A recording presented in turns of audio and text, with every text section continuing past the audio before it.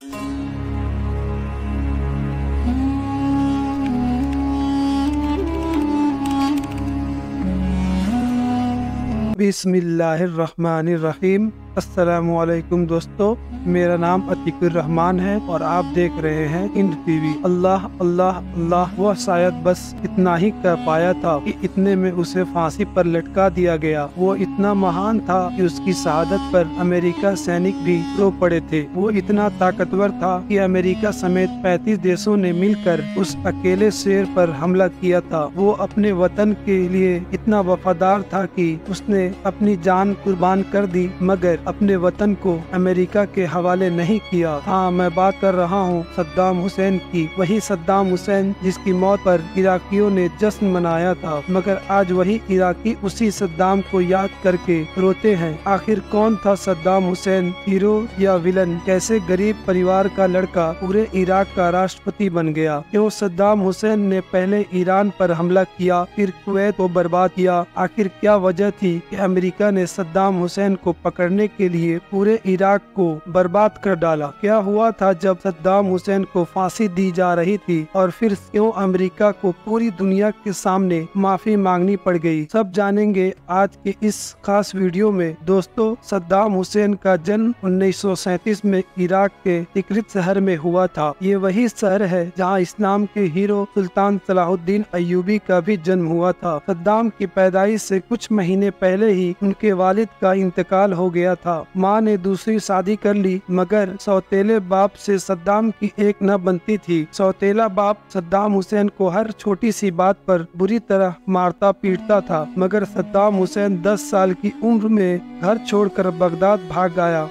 और बस यहीं से इराक के एक महान क्रांतिकारी की कहानी शुरू हो गई। सद्दाम हुसैन जब 20 साल का हुआ तो उसने इराक की राजनीतिक में हाथ आजमाने का मन बनाया और सन 1957 में उसने बगदाद की पार्टी ज्वाइन कर ली। इस पार्टी के लीडर हसन अल बकर थे, जो सद्दाम हुसैन के शहर तिक्रित से ही थे और सद्दाम के दूर के रिश्तेदार भी थे। इसी चीज का सद्दाम को फायदा भी हुआ और सद्दाम हुसैन बगदाद पार्टी के दूसरे सबसे ताकतवर आदमी बन गए। सन 1968 तक बगदाद पर एक शाही खानदान की हुकूमत थी। ये शाही खानदान अमेरिका का पिट्ठू था। इराक पर असल हुकूमत तो अमेरिका का ही था, इसीलिए अमेरिका इराक के तेल भंडार को सस्ते दामों में खरीदकर अपने तेल के कुएं भरता जा रहा था। इस दौर में इराक एक ऐसा गरीब देश था जहां न एजुकेशन थी, न हेल्थ सेक्टर था, न बिजली पानी बेसिक सुविधाएं थी। मगर फिर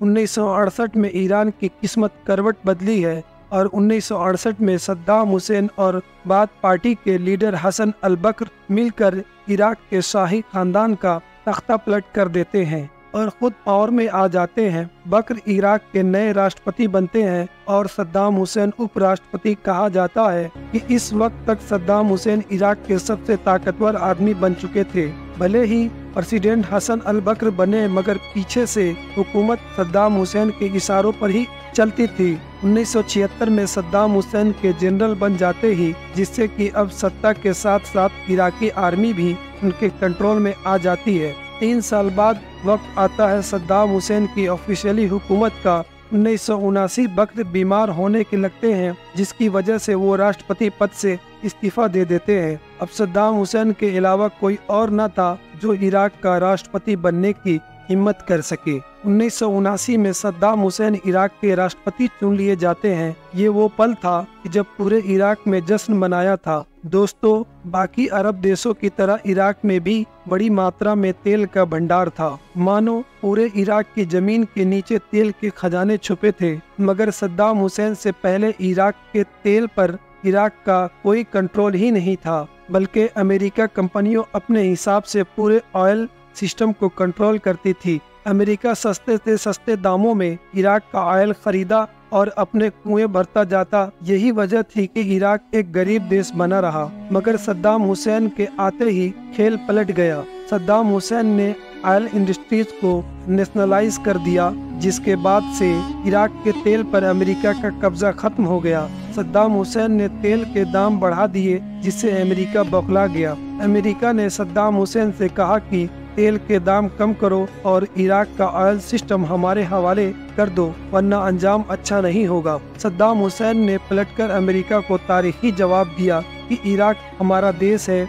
ये जमीन हमारी है, ये तेल हमारा है, हम जैसा चाहें इस तेल के दाम बढ़ाएं या घटाएं, तुम कौन होते हो हमें ये रोकने वाले। कहा जाता है कि सद्दाम हुसैन के इस तीखे जवाब से अमेरिका जबरदस्त गुस्सा हो गया था और यही वो टर्निंग पॉइंट था जिसके बाद इराक और सद्दाम हुसैन अमेरिका के दुश्मन बन गए। मगर अमेरिका मौके की तलाश में चुपचाप बैठा रहा। 1972 में सद्दाम हुसैन ने जैसे ही ऑयल इंडस्ट्रीज को नेशनलाइज किया, तेल के दाम आसमान छूने लगे, जिसकी वजह से इराकी इकोनॉमी बूस्ट कर गई। इराक के पास अब भर भर के पैसा आने लगा। दुनिया सद्दाम हुसैन को एक अय्याश तानाशाह कहती थी, मगर सद्दाम हुसैन ने कुछ ही सालों में इराक की काया पलट कर रख दी। सद्दाम हुसैन ने पूरे इराक में एजुकेशन को एकदम फ्री कर दिया।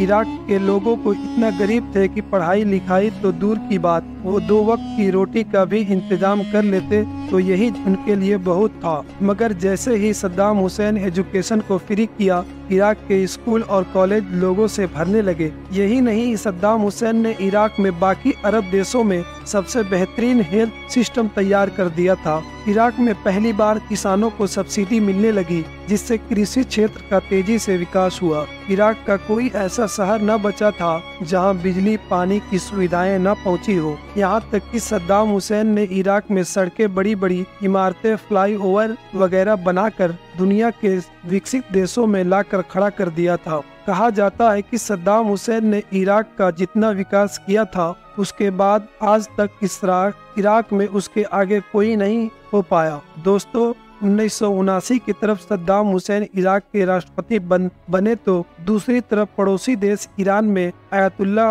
रूहुल्लाह खुमैनी ने ईरान की राजशाही परिवार का तख्ता पलट कर दिया। ईरान ने शिया मेजोरिटी की सरकार बना ली। खुमैनी ने ईरान को इस्लामिक देश घोषित कर दिया। इस घटना से सद्दाम हुसैन को अपनी हुकूमत पर खतरा महसूस होने लगा। सद्दाम हुसैन ने सोचा कि कहीं ईरान की तरह इराक के शिया भी उनके खिलाफ बगावत न कर दे, इसलिए ईरान के शिया हुकूमत को उखाड़ फेंकने की जरूरत है। इसी मकसद से सद्दाम हुसैन ने उसे 1980 में ईरान पर हमला बोल देता है। यहाँ एंट्री होती है अमेरिका की। यहीं से अमेरिका अपना गंदा खेल खेलना शुरू करता है।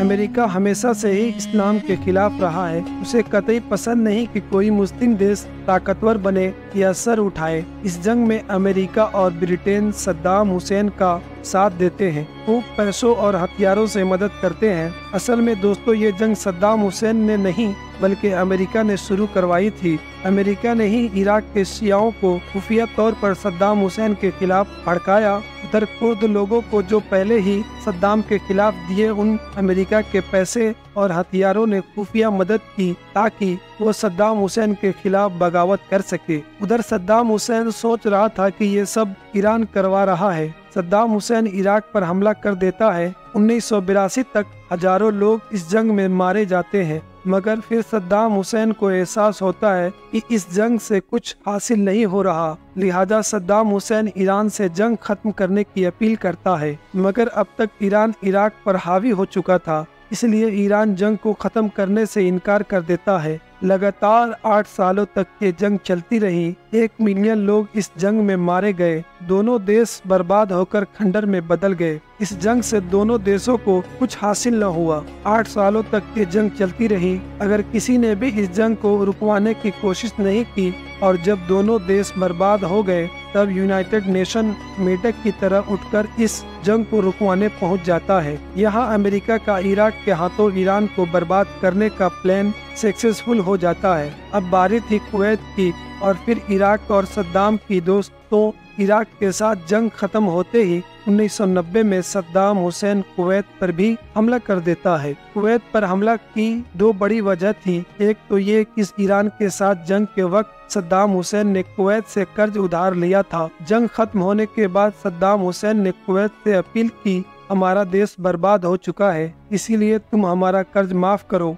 कुवैत साफ मना कर देता है। यहाँ तक कि कुवैत का राजा सद्दाम हुसैन से ये तक कह डालता है कि इराक की औरतें बहुत खूबसूरत होती है, उन्हें तुम कुवैत में हमारे पास भेज दो। इस बात से सद्दाम हुसैन बहुत गुस्सा हो गया था। पर हमले की दूसरी बड़ी वजह ये थी कि चूंकि ईरान से जंग के बाद इराक पहले ही बर्बाद हो चुका था, ऊपर से कुवैत सस्ते दामों में तेल बेचने लगा, जिससे कि बाकी के देशों ने इराक से तेल खरीदना बंद कर दिया, जिसकी वजह से इराक को जबरदस्त नुकसान होने लगा। इन्हीं दो वजहों को लेकर सद्दाम हुसैन ने 1990 में कुवैत पर हमला बोल दिया। 48 घंटे में ही कुवैत पर इराक का कब्जा हो गया। दोस्तों, अगर अमेरिका चाहता तो ये हमला रोक सकता था, मगर अमेरिका ने ऐसा जानबूझकर नहीं किया, क्योंकि वो कुवैत का बहाना बनाकर इराक पर हमला करना चाहता था। और बाद में हुआ भी ऐसा ही। अमेरिका ने अपने साथी देशों के साथ मिलकर कुवैत में इराकी फौज पर हमला कर दिया और 1 महीने में ही कुवैत को इराक से आजाद करवा लिया। अमेरिका इराक को बर्बाद कर सके अपने इन ईगो को सेटिफाइड करना चाहता था। वो वहाँ के तेल को अपने कब्जे में करना चाहता था, मगर अभी तक इराक के कोई बड़ा मौका हाथ नहीं लग रहा था। इसी दौरान 2001 में अमेरिका में 9/11 अटैक हो जाता है। अमेरिका इसी मौके की तलाश में था। अमेरिका ने सारा इल्जाम सद्दाम हुसैन पर लगा दिया और सद्दाम हुसैन को आतंकवादी तक घोषित कर दिया। सद्दाम हुसैन इस आरोप को हमेशा नकारते रहे। इस वक्त अमेरिका का राष्ट्रपति जॉर्ज डब्ल्यू बुश था। बुश ने सद्दाम हुसैन पर इल्जाम लगाया कि 9/11 अटैक में सद्दाम हुसैन ने अलकायदा की मदद की है। सद्दाम हुसैन ने जवाब दिया कि मैं इराक की सरजमी पर आतंकवाद को कभी पनपने ही नहीं दे सकता, और यह बात सच भी थी। सद्दाम हुसैन की हुकूमत में एक भी जिहादी गुट नहीं बन पाया था। अमेरिका किसी भी कीमत पर सद्दाम हुसैन की कोई भी बात मानने को तैयार नहीं था। अमेरिका को एहसास हो गया था कि सद्दाम हुसैन ताकतवर बनता जा रहा है, मगर जब अमेरिका को सद्दाम हुसैन पर हमला करने का रास्ता न मिला, तब जनवरी 2003 में जॉर्ज बुश ने एक छोटी कहानी गढ़ी, वेपन ऑफ मास डिस्ट्रक्शन। ये वो बायोलॉजिकल, केमिकल या परमाणु हथियार होते हैं जिनसे लाखों लोगों की एक साथ मारा जा सकता है। इस झूठी कहानी के दम पर अमेरिका ने सद्दाम हुसैन को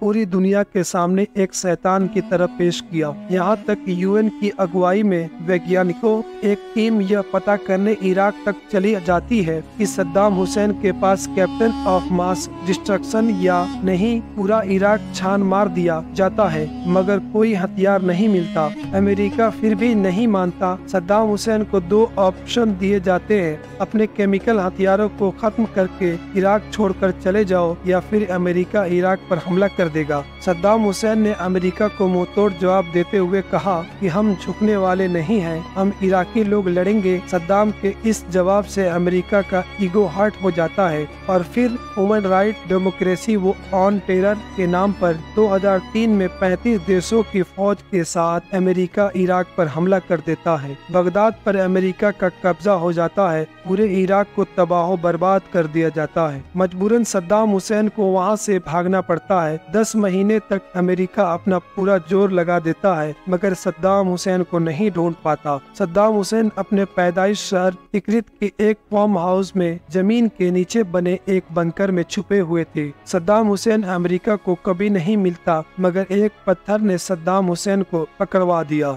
दिसंबर 2003 में अमेरिकी सेना का सर्च ऑपरेशन जारी था। अमेरिकी सैनिक उस फार्म हाउस तक भी पहुंच चुके थे जहां बंकर में सद्दाम हुसैन छुपे थे। अमेरिका सैनिक हताश होकर वापस लौट रहे थे कि अचानक एक सैनिक का पैर एक पत्थर से टकराया। थोड़ा जमीन को साफ किया गया तो एक पत्थर का ढक्कन दिखाई दिया, मानो यहाँ कोई सुरंग का रास्ता है। अमेरिकी सैनिकों ने वो ढक्कन उठाया और एक बम उस बंकर में फेंकने ही वाले थे कि अचानक अंदर से आवाज आती है, मैं सद्दाम हुसैन हूँ। कुछ ही पलों में एक बुजुर्ग साथ दिखाई देने वाला शख्स बाहर आता है। ये सच में सद्दाम हुसैन ही थे। अमेरिकी सैनिक फौरन सद्दाम हुसैन को पकड़ लेते हैं। यहाँ से इस्लाम के एक मुजाहिद की शहादत का सफर शुरू हो जाता है। दोस्तों, आपको यह बात जानकर हैरानी होगी कि अमेरिका ने जिस आरोप वेपन ऑफ मास डिस्ट्रक्शन के नाम पर सद्दाम हुसैन को पकड़ा था, उस आरोप के लिए सद्दाम हुसैन को सजा ही नहीं हुई थी, बल्कि अमेरिका एक और कहानी बताता है कि 1982 में सद्दाम हुसैन पर जानलेवा हमला किया था, मगर सद्दाम हुसैन इस हमले में बच जाते हैं। बाद में जो लोग इस हमले में शामिल थे, सद्दाम हुसैन ने उन लोगों को मौत के घाट उतार दिया था। इस घटना को आधार बनाकर अमेरिका ने सद्दाम हुसैन को क्राइम अगेंस्ट ह्यूमैनिटी के केस चलाया था। अमेरिका की दोगलापंथी देखिए, अमेरिका ने क्राइम अगेंस्ट ह्यूमैनिटी के नाम पर सद्दाम हुसैन को तो आतंकवादी कातिल, इंसानियत के लिए खतरा बताकर फांसी पर चढ़ा दिया, मगर वहीं अमेरिका आज इसराइल द्वारा मारे जा रहे हजारों फिलिस्तीन मासूम बच्चों की मौत पर चुप बैठा है। यहाँ अमेरिका को ह्यूमन राइट, डेमोक्रेसी कुछ दिखाई नहीं देता, बल्कि अमेरिका खुद बेशर्मी से इसराइल का साथ भी दे रहा है। 30 सितंबर 2006 को सद्दाम हुसैन को बगदाद में सुबह के वक्त फांसी देने के लिए लाया जाता है। वहाँ कुछ लोग बैठे थे जो सद्दाम हुसैन पर लानतान कस रहे थे।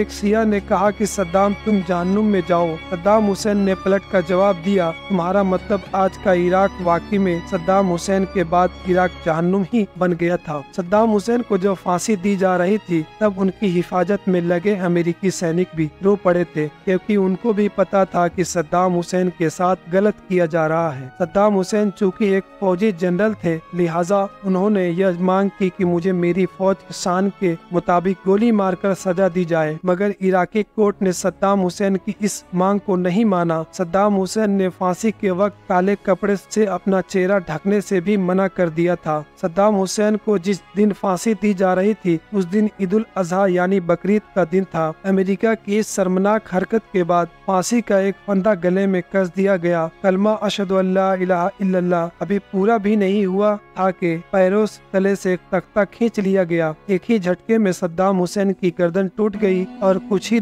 मिनटों में शरीर ठंडा पड़ गया। सद्दाम हुसैन को उनके शहर तिकरित में ही दफनाया गया। 2015 में उनकी मजार पर शिया लड़ाकों द्वारा हमला हो जाता है। उनके मजार को तहस नहस करके वहां आग लगा दी जाती है, और जब कब्र को खोदा जाता है तो सब हैरान रह जाते हैं, क्योंकि कब्र में सद्दाम हुसैन की लाश मौजूद ही नहीं थी। दरअसल सद्दाम हुसैन के कबीले वालों ने ये पहले ही भांप लिया था कि सद्दाम हुसैन की कब्र के साथ बेहुरमती हो जा सकती है, इसीलिए उन लोगों ने सन 2014 में ही सद्दाम हुसैन की लाश को निकालकर किसी महफूज जगह पर दफना दिया। आज किसी को भी नहीं पता कि सद्दाम हुसैन की असल कब्र कहाँ पर है। दोस्तों, अमेरिका ने भले ही झूठ के दम पर सद्दाम हुसैन को फांसी पर लटका दिया, मगर फिर भी अमेरिका को चैन नहीं मिला। अमेरिका ने इराक के शिया और सुन्नी समुदाय को आपस में लड़वाना शुरू कर दिया, इराक को गृह युद्ध में झोंक दिया। अमेरिका ने ISIS, अलकायदा जैसी जिहादी तंजीमों को हथियार और पैसों से सपोर्ट किया, खुद उनको खड़ा किया, और फिर इन्हीं को खत्म करने के नाम पर पूरे इराक को तबाह बर्बाद कर दिया। तो दोस्तों, ये रही आज की सद्दाम हुसैन की कहानी। अगर वीडियो आपको अच्छी लगी हो, हमारे चैनल को सब्सक्राइब कर ले, और हमें फेसबुक पे देख रहे हैं तो फॉलो कर ले।